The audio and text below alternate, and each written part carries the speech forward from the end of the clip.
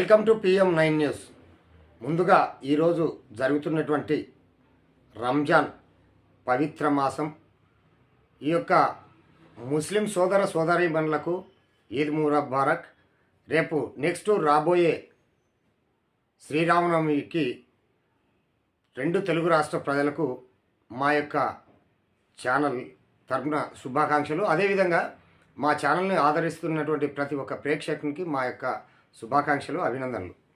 ఇక టాపిక్ లేకపోతే, రాష్ట్రంలో అప్పట్లో చంద్రబాబు నాయుడు గారు ఎలక్షన్లలో కూటమి ప్రభుత్వం వస్తే మహిళలకు అండగా ఉంటాం అని చెప్పేసి చెప్పడం జరిగింది, ప్రధానంగా లిక్కర్ పాలసీ గురించి.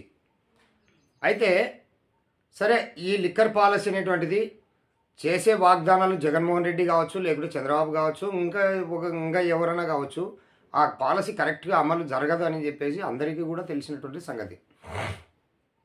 పూర్తిగా మద్యపాన నిషేధము బంద్ రాష్ట్ర వ్యాప్తంగా చేస్తే తప్ప మామూలుగా ఏ రకంగా కూడా వైన్ షాపులు ఇచ్చి మేము బంద్ చేస్తాం, గ్రామాల్లో చేస్తాం, అది అయ్యే పని కాదు, అది జరగని పని కాదు.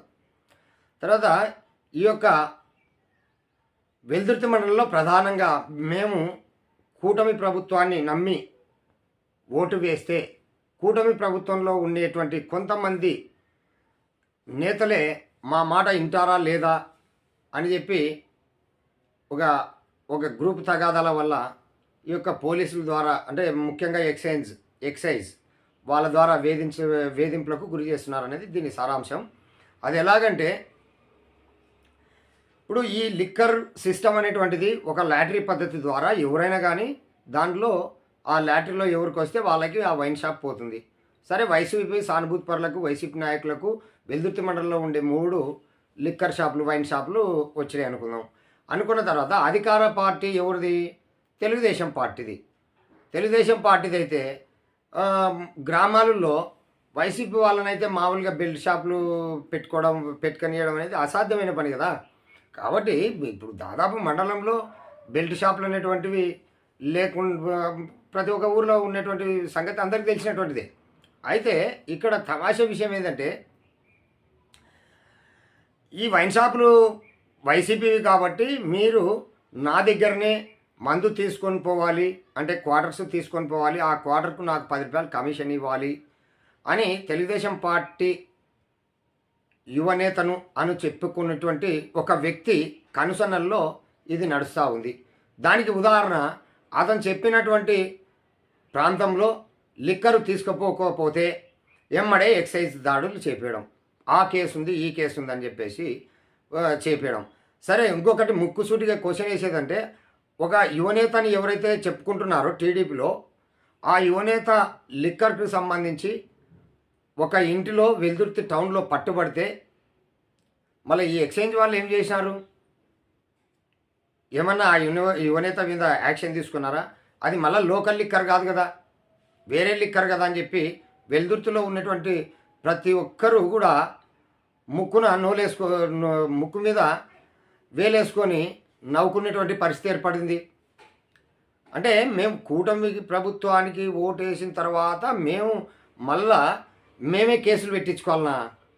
ఏమన్నంటే ఎమ్మడే ఎక్స్చేంజ్ దాడులు చేస్తారా అని చెప్పి ఈ విషయాలు పత్తికొండ నియోజకవర్గం ఎమ్మెల్యే గారికి, కె శ్యాంబాబు గారికి తెలుసో లేదో, కానీ మేము ఏదో ఒక రోజు ఖచ్చితంగా శ్యాంబాబు గారి దగ్గరికి పోయి ఇది కంప్లైంట్ చేస్తాము అని కొంతమంది బాహటంగానే చెప్పుతున్నటువంటి దాఖలాలు ఉన్నాయి.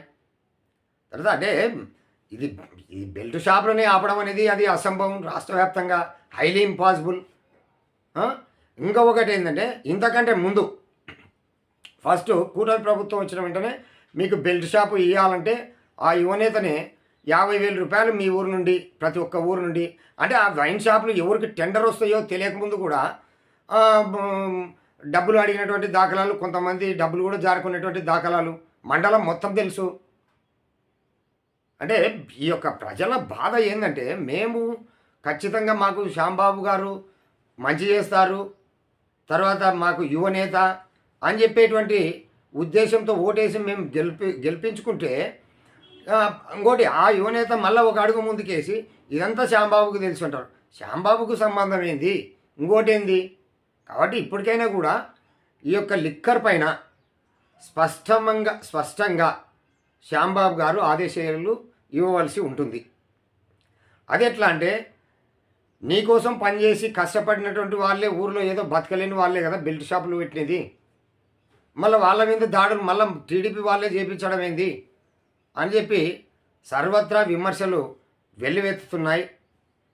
తర్వాత ప్రతి ఒక్క లిక్కర్ బెల్ట్ షాప్ నుండి 50,000 కూడా తీసుకున్నటువంటి దాఖలాలు కనపడతా ఉన్నాయి. కాబట్టి కొంతమంది మోసపోయినటువంటి వాళ్ళు పోతే పోయింది డబ్బులు అనుకుంటున్నా కొంతమంది ఉన్నారు. కొంతమంది జారకకుండా ఇంకొకటి కొంత హైలీ రికమెండ్తో ఉన్నటువంటి వాళ్ళకి ఇవ్వద్దండి అని చెప్పేసి ఆ రకంగా కూడా జారకకున్నటువంటి దాఖలాలు. కాబట్టి ఈ లిక్కర్కు సంబంధించి ఎక్స్చేంజ్ వాళ్ళు ఏం చేస్తున్నారు? ఎక్స్చేంజ్ వాళ్ళు ఆ యువనేత కనుసనల్ని ఎందుకు మెదులుతున్నారు? మళ్ళా ఒకవేళ అతని కనుసనల్లో మెలగకుంటే మళ్ళీ అతని మీద అతి ఎక్కువ స్టాకు పట్టుబడితే మళ్ళా ఎందుకు కేసు బుక్ చేయలేదు? అంటే డైరెక్ట్ ఏమన్నా మాట్లాడితే లేదు అక్కడ స్టాక్ కాడ ఎవరుంటే వాళ్ళ మీదనే బుక్ చేస్తాం అని చెప్పేసి, అంటే ఎవరినో ఒకరిని బలిపశం చేసి వాళ్ళ మీద కేసు బుక్ చేసి ఇంకా వెళ్ళిపోతూ ఉన్నాం అన్నమాట ఎక్స్చేంజ్ వాళ్ళ పాలసీ. కాబట్టి ఇప్పటికైనా కూడా ఎక్స్చేంజ్ వాళ్ళు కూడా ఇలాంటి సిస్టాన్ని అమలు చేస్తే అది ఆ డిపార్ట్మెంట్కి కూడా చెడ్డ పేరు వస్తుందని చెప్పేసి తెలియజేస్తూ ఉన్నాం. తర్వాత నెక్స్ట్ వచ్చేసి డోన్లో అభివృద్ధి, గత అభివృద్ధి, వైసీపీ గవర్నమెంట్లో జరిగినటువంటి అభివృద్ధి, ఇప్పుడు ప్రజెంట్గా జరుగుతున్నటువంటి అభివృద్ధిని నెక్స్ట్ ఎపిసోడ్లో చూస్తూనే ఉండండి. మీ ఈశ్వరెడ్డి, మీ PM9 న్యూస్.